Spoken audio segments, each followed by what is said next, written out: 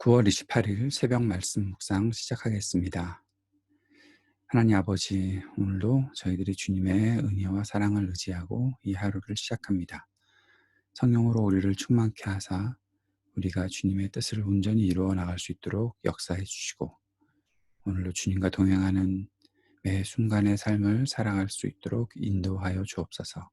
예수님 이름으로 기도합니다. 아멘. 오늘은 사사기 9장 42절부터 57절까지 말씀 같이 읽고 묵상하겠습니다. 그 다음 날 아비멜렉은 세겜 사람들이 들로 나갔다는 소식을 들었다. 그는 자기 군대를 이끌고 나가서 세 떼로 나누어 들에 매복하고 있다가 그들이 성읍을 나서는 것을 보고 일제히 일어나 그들에게 달려들어 그들을 쳐 죽였다. 아비멜렉과 그가 이끄는 한 떼는 앞으로 쳐들어가 성문 어귀를 지키고 다른 두 떼는 들에 있는 모든 사람을 공격하여 그들을 쳐 죽였다. 아비멜렉은 그날 종일 그 성읍 사람들과 싸워서 그 성읍을 점령하였다. 그는 그 성읍 안에 있는 백성을 죽이고 나서 성읍을 헐고 거기에 소금을 뿌렸다. 세겜 망대에 있던 성읍 지도자들이 모두 이 소식을 듣고 엘브릿 신전에 있는 지하 동굴로 피하였다. 아비멜렉은 세겜 망대에 있던 사람들이 모두 지하 동굴에 모여 있다는 소식을 들었다. 아비멜렉은 군대를 모두 이끌고 살몬산으로 올라갔다. 아비멜렉은 손에 도끼를 들고서 나뭇가지들을 찍어 어깨에 메고 그와 함께 있는 백성에게 지시하였다.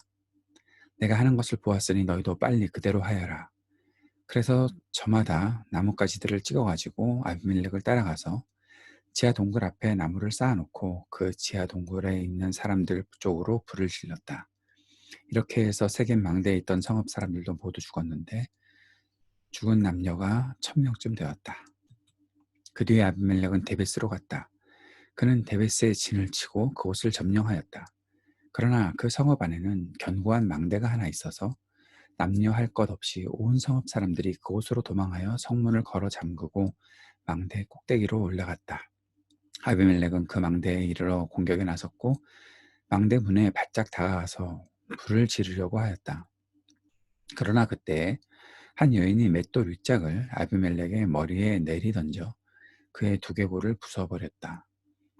아비멜렉은 자기의 무기를 들고 다니는 젊은 병사를 급히 불러 그에게 지시하였다. 내 칼을 뽑아 나를 죽여라. 사람들이 나를 두고 여인이 그를 죽였다는 말을 할까 두렵다. 그 젊은 병사가 아비멜렉을 찌르니 그가 죽었다. 이스라엘 사람들은 아비멜렉이 죽은 것을 보고 저마다 자기가 사는 곳으로 떠나갔다. 하나님은 아비멜렉에게 자기 형제 70명을 죽여 자기 아버지에게 저지른 죄의 값을 이렇게 갚으셨고 또 세겜 사람들의 죄악도 그들에게 모두 갚으셨다. 여룻바알의 아들 요담의 저주가 이렇게 그들에게 그대로 이루어졌다. 세겜 사람들을 공격한 아비멜렉. 세겜 사람들은 이제 어느 정도 가을에 그 반역을 아비멜렉이 다 평정했으니 이제 전쟁이 끝났겠다 생각했던 것 같습니다. 42절에 보니까 세겜 사람들이 들로 나갔다는 소식을 들었다. 세겜 사람들이 들로 나갔다는 것은 그들이 일상으로 돌아간 것을 말하는 것으로 볼 수 있지요. 그런데 아비멜렉은 군대를 매복시켜서 기습 공격을 합니다. 세겜 사람들을 죽이고 세겜을 점령하지요. 그리고 그 이후에도 엘브릿 신전의 지하 동굴에 피한 세겜의 성읍 지도자들을 모두 죽이는 장면이 나타나 있습니다. 동굴에 있었던 사람들에게 불을 질러서 그곳에서 사람들을 죽였다라는 거죠. 죽은 남녀가 1000명쯤 되었다. 정말 많은 사람들 죽이고 있습니다. 자기에게 반역했다라는 이유 때문에.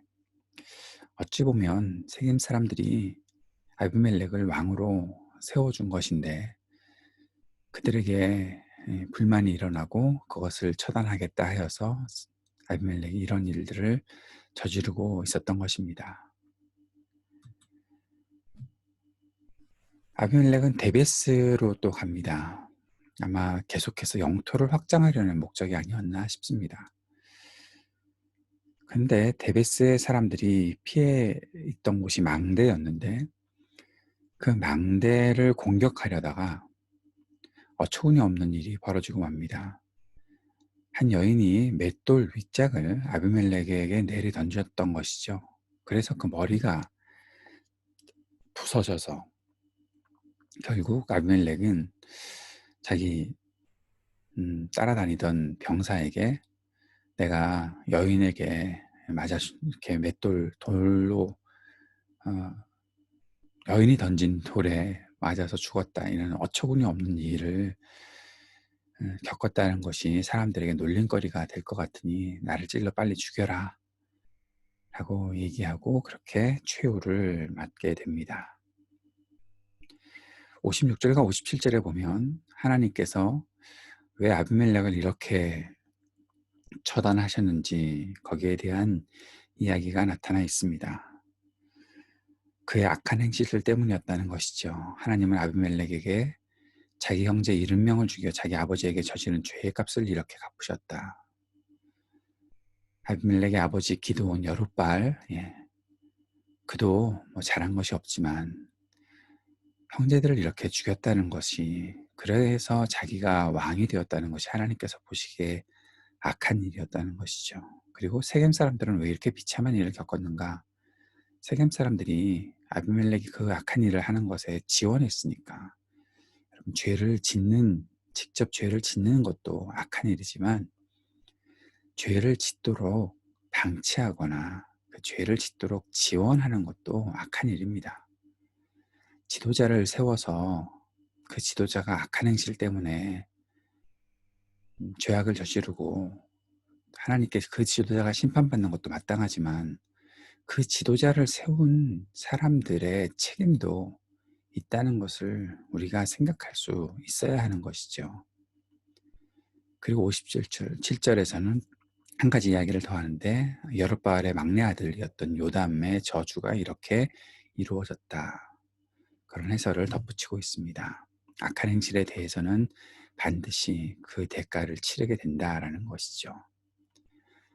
여룻바알의 이야기 또 아비멜렉의 이야기, 이 모든 것들을 보면서 하나님 나라의 통치 방식인 정의와 사랑과 평화를 담아내지 못하는 지도자, 하나님의 뜻과 상관없이 세워지는 지도자는 몰락할 수밖에 없다는 사실을 보게 됩니다.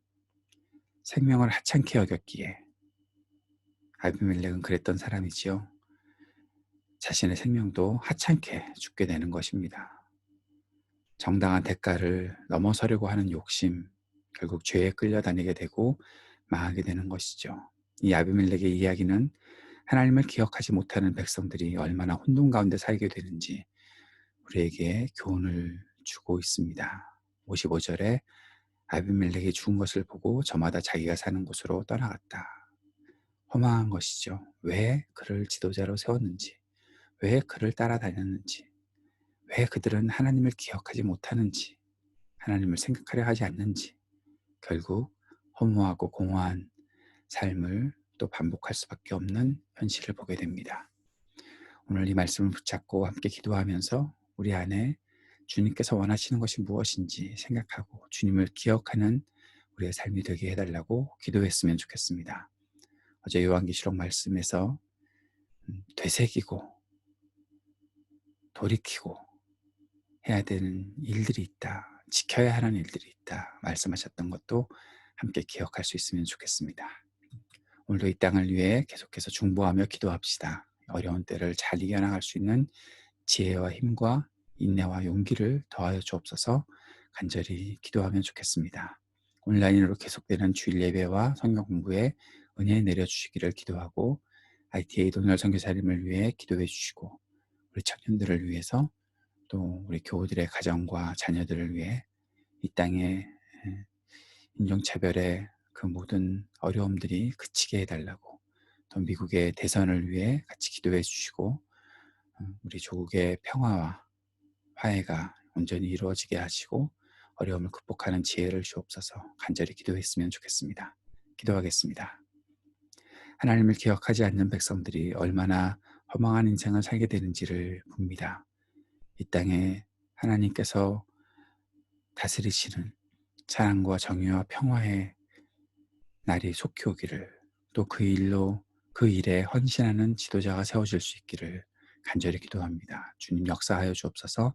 예수님 이름으로 기도합니다. 아멘.